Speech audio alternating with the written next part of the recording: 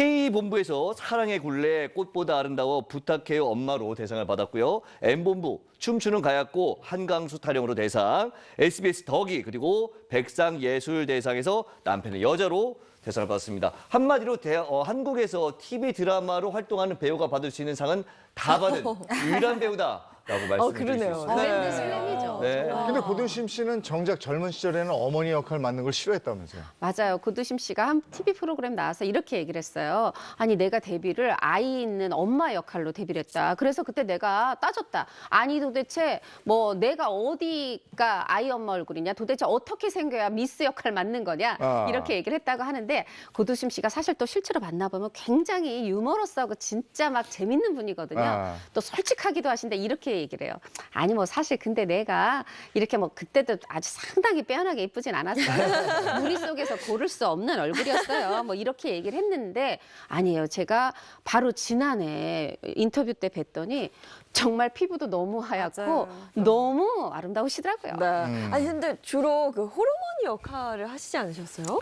네, 맞습니다. 고두심 씨가요. 그래서 인터뷰에서 억울한 이런 마음을 전한 적도 있는데요.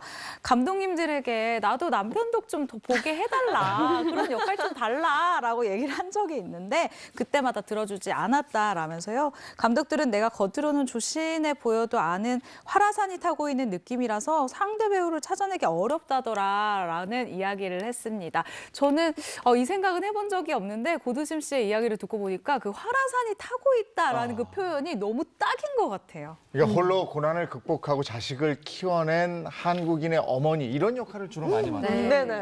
50년 연기 인생이고 젊었을 때 누리지 못한 빛나는 순간을 맞았다고요?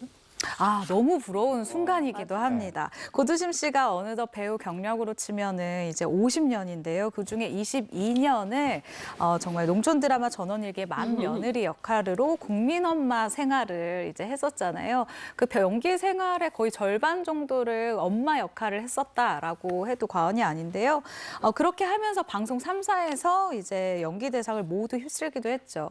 그러다가 이제사 멜로 영화를 그리고 여주인공을 하게 됐습니다. 자신의 고향 제주도에서 마음껏 이 제주도 사투리를 하면서 영화 빛나는 순간을 찍으며 아주 아름다운 멜로를 대중에게 보여주기도 했었죠. 아니 첫 멜로인데 그것도 고향 제주에서 특히 고향 제주에 대한 이 고두심 씨 마음이 각별하다고요. 이 제주의 딸이라는 타이틀이 있어서도 그렇겠지만 본인 개인적으로도 젊어서는 그렇게 벗어나지 못해서 안달이었는데 오히려 나이가 드니까 힘들 때마다 좌절이 있을 때마다 찾게 되는 곳이 고향이라는 거죠. 내가 흔들려도 흔들림 없이 그 자리에 있고 마치 나를 포근히 감싸 안아주는 어머니 같은 곳이다라고 얘기를 하는데 고두심 씨 실제로 제주도에서 많은 일 하고 계십니다. 네. 근데 굉장히 놀라웠던 게 그 자신의 고향인 제주도를 배경으로 영화 빛나는 순간을 찍었고 그 영화 속에서 역할이 제주 해녀였거든요. 네. 근데 의외로 네. 물 트라우마가 있으시대요. 그래요? 네. 물 트라우마가 있는데 해녀 역할을 맡았다. 근데 사실 이게 또 처음이 아니에요. 인어공주 때 여기서도 물질을 했어야 됐어요. 그런데 이 고두심 씨의 그러면 이 물 트라우마 언제 생겼느냐? 제주도 바다에 있다 보니까 어렸을 때 물에서 많이 놀았는데 중학교 때 정말 바다에 제대로 휩쓸려서 정말 죽을 뻔하다 살아났는데 그 뒤로부터 그렇게 물이 그럼 못 무섭더라고요. 들어가죠. 네. 그래서 인어공주 때도 고두심 씨 웬만하면 다 내가 하자는 주의예요.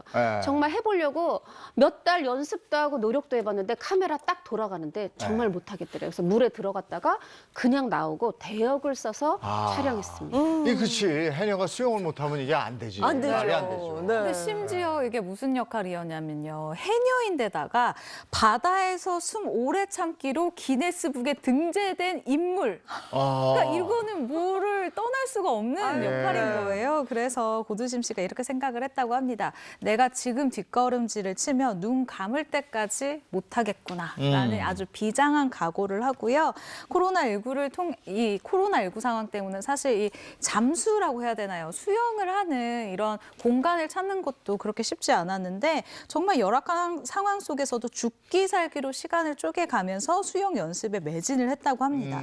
그 결과 실제 바다가 파도가 정말 불규칙하게 굉장히 세게 치고 있잖아요. 이런 출렁거리는 상황에서도 겁이 안 날 정도로 정말 심신의 훈련을 했고요. 이렇게 이야기를 합니다. 물에 들어가서 부력에 의한 리듬이 붙는데 그게 참 묘하다. 이제 맛이 들린 것 같다라고 하면서 이제는 더 찍자고 할 정도로 이 물에 대한 트라우마를 극복했다고 합니다.